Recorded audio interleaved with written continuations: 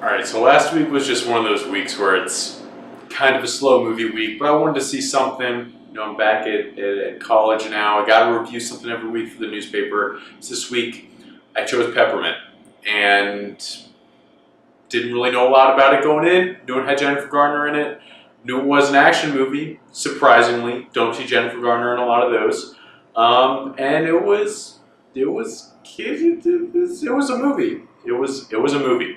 So Peppermint comes to us from the same director as Taken, and it's a revenge flick with Jenifer Garner. If you told me there was a Jenifer Garner movie coming out called Peppermint, I would have thought it was some weird Candyland type deal going on. Definitely wouldn't have jumped to the R-rated revenge flick, but that's what we got. And Jenifer Garner, who I'm going to say I'm very biased towards, big fan of hers. I thought she was great in this. Not great, but she was probably my favorite part of the movie.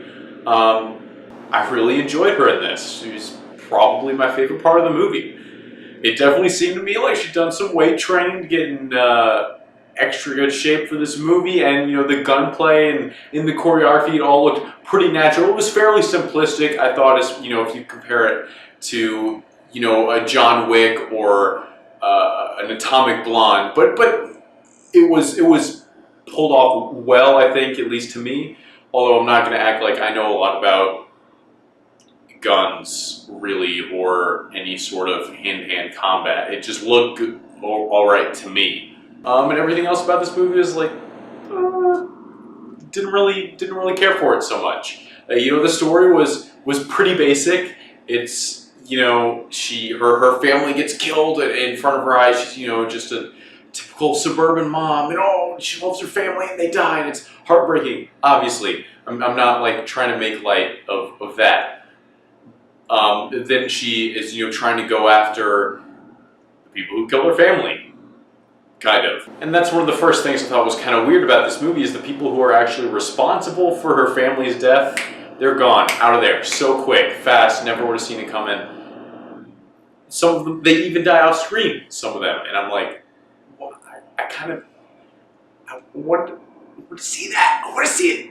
Instead, the big bad at the end of the movie is, the gang boss of the gang members who are killed at the beginning, who killed Jenifer Garner character's family, which was fine. But I mean, A, he was pretty, again, standard character, didn't really feel too invested in him, and B, it just kind of, I get it, he's a bad guy, but I don't really see like the personal revenge investment in it for Garner's character. And while I did say that the action looked fine, I think it was just that to me, fine.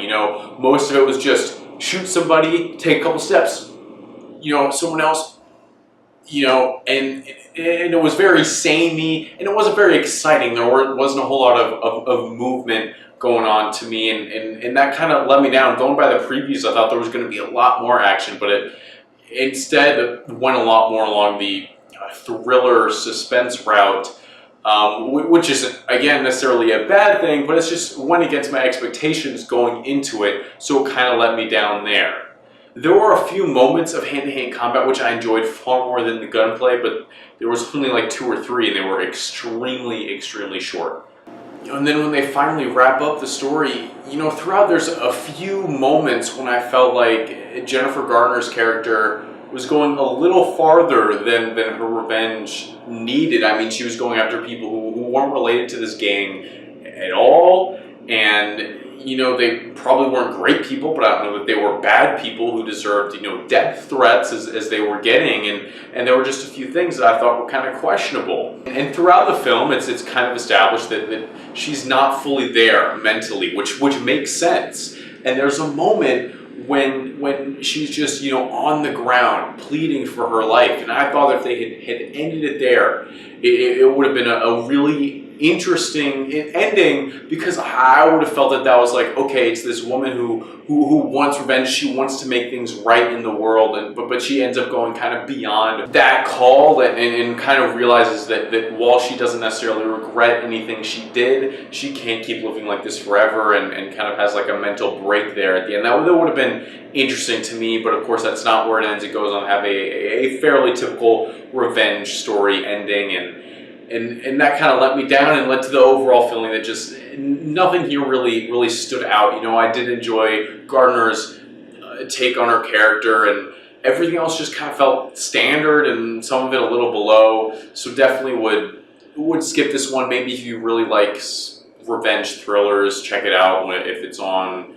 you know, on demand one of these days. But I definitely wouldn't pay a ticket to see it, and probably wouldn't pay to rent it either. But you know, if it's on a free streaming service, then maybe check it out then.